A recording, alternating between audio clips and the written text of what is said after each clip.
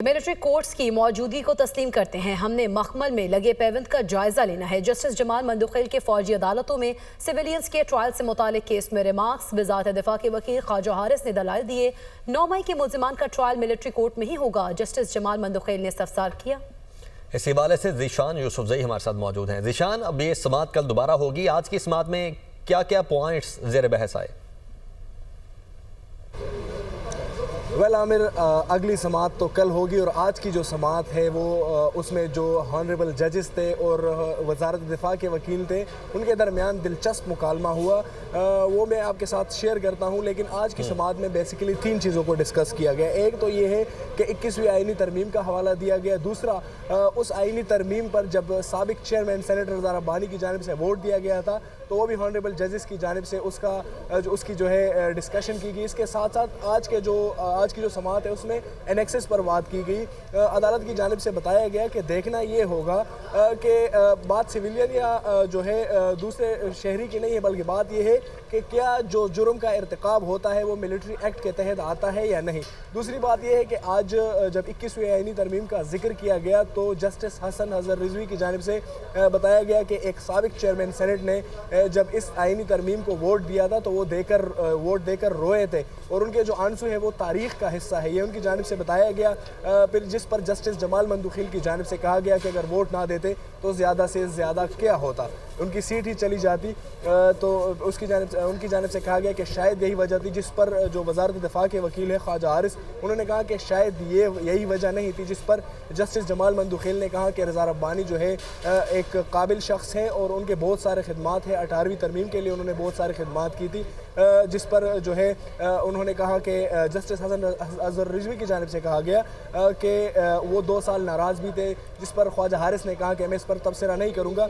लेकिन अगर बात की जाए 21वीं जो आइनी तरमीम है तो उसका जब हवाला दिया गया तो उसमें फिर जो है कहा गया, जो मुअज़्ज़ज़ अदालत है उनकी जानिब से कहा गया कि 21वीं आइनी तरमीम मखसूस मुद्दत और हालात में की गई थी। पेशावर में आर्मी पब्लिक स्कूल पर हमला हुआ था और कैंट एरिया में आर्मी पब्लिक स्कूल पर हमला हुआ था, तब भी जो है फ़ौजी अदालतों में ट्रायल मुमकिन नहीं था और इसलिए जो है वो आइनी तरमीम की गई। इस पर जो वकील थे ख्वाजा हारिस, उनकी जानिब से कहा गया कि 21वीं तरमीम जो है जंग की सूरत हाल के लिए की गई थी, आइनी तरमीम इसलिए की गई थी क्योंकि मिलिट्री ट्रायल नहीं कर सकते, ये कहा गया था। फिर जस्टिस जमाल मंदुखिल की जानिब से जो समाअत है वो कल तक जो है मुलतवी कर दी गई और जो वज़ारत दिफा के वकील है ख्वाजा हारिस वो कल भी अपने दलाइल जारी रखेंगे। वो गुज़िश्ता 8-9 रोज़ से ही अदालत में दलाइल दे रहे हैं। अदालत की जानिब से और कल भी ये दलाइल जारी रहेंगे। ज़ीशान, बहुत शुक्रिया। सिक्योरिटी फोर्सेज का शुमाली वज़ीरिस्तान के इलाके स्पिन वॉब में खुफिया मालूमात पर ऑपरेशन। फायरिंग के तबादले में 4 खारिज जहन्नुम वासिल।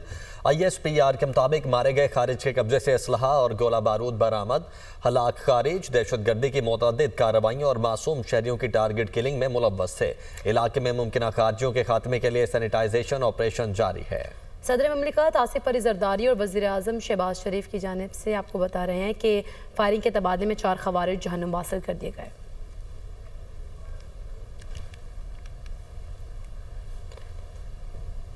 सदर ममलिकत आसिफ अली जरदारी और वज़ीर आज़म शहबाज शरीफ का शुमाली वज़ीरिस्तान के इलाके स्पिन वॉब में 4 खारिजियों को जहन्नुम वासिल करने पर सिक्योरिटी फोर्सेज को खिराज तहसीन।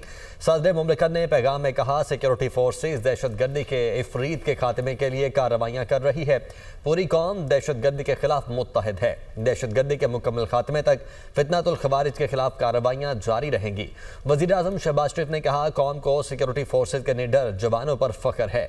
इंसानियत के दुश्मनों के मज़मूम मज़ाइम को इसी तरह खाक में मिलाते रहेंगे। Chief of army staff general Syed Asim Munir ने कहा है कि अवाम और फौज के दरमियान एक खास रिश्ता है। इस रिश्ते में किसी खलीज का झूठा बयानिया बुनियादी तौर पर बैरून मुल्क से एक मखसूस एजेंडे के जरिए चलाया जाता है।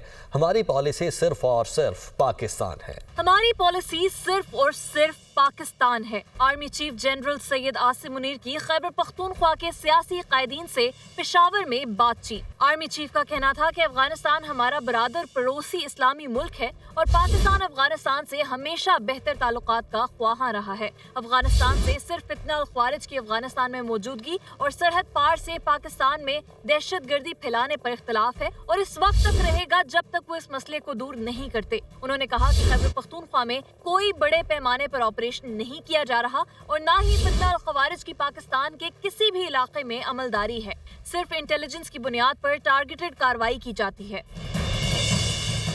सियासी कायदीन से गुफ्तगू के दौरान आर्मी चीफ ने कहा कि क्या फिसाद फिल अर्ज अल्लाह के नजदीक एक बहुत बड़ा गुनाह नहीं है। रियासत है तो सियासत है, खुदा न ख्वास्ता रियासत नहीं तो कुछ भी नहीं। हम सबको बिला तफरीक दहशतगर्दी के खिलाफ यकजा होकर खड़ा होना होगा। उनका कहना था कि जब हम मुत्तहिद होकर चलेंगे तो सूरत हाल जल्द बेहतर हो जाएगी। इंसान खता का पुतला है, हम सब गलतियां करते हैं, लेकिन इन गलतियों को ना मानना और उनसे सबक ना सीखना उससे भी बड़ी गलती है। आर्मी चीफ ने कहा कि अवाम और फौज के दरमियान एक खास रिश्ता है।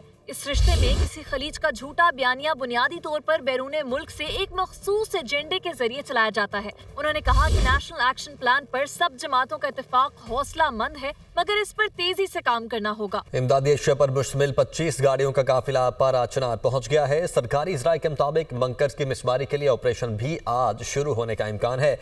इमदादी अशिया का काफिला गुज़श्ता रोज टल से रवाना हुआ था। काफिले में आटा, चीनी, चिकन और दीगर इमदादी अशिया शामिल हैं।